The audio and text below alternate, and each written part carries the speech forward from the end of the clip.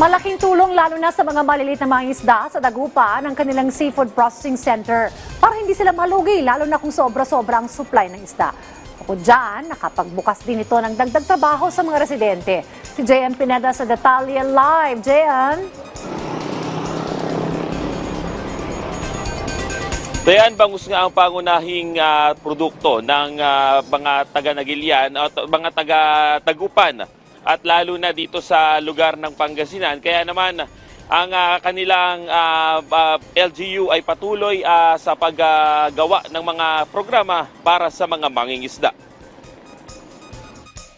Kilala ang Dagupan bilang bangus capital of the Philippines.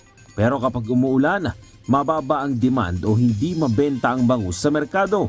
Dahilan kaya sumusobra ang supply sa Dagupan. Buti na lang at nakahanda ang Local Government Unit o LGU ng Dagupan City para maprotektahan ang kita ng mga local fishermen. Ayaw kasi ng LGU na mapag-iwanan o malugi ang mga mangingisda.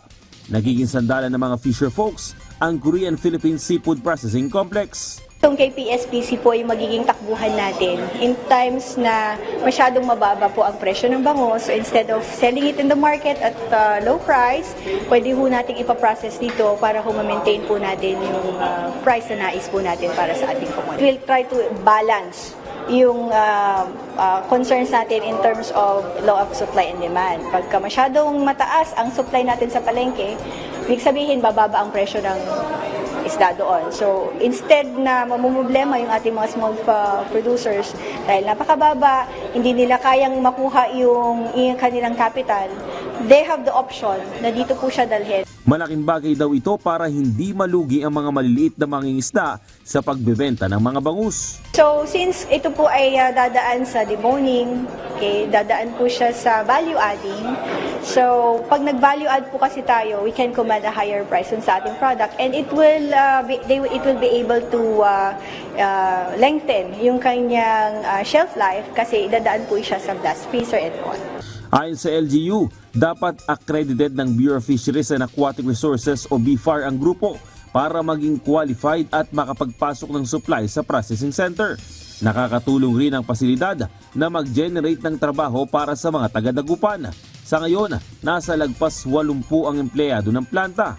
Parte ng isang agreement ng Korea at Pilipinas noong 2010 ang pasilidad na ngayon ay nakakapagbigay na ng tamang serbisyo para sa mga maliliit na mangingisda at negosyante. Dayan, kabilang nga sa pinuntahan ng Department of Tourism itong Korean Philippines Seafood Processing Center kahapon at ito ay parte ng Ranyag Creative Tour ng DOT. Sa pamamagitan daw nito ay kahit papano maipro-promote o mai-showcase yung talento rin ng mga taga-Dagupan pagdating sa pag-deboning ng mga bangus. Yan muna latest dito sa Pangasinan. Balik sa iyo, Dayan. Maraming salamat, JM Pineda.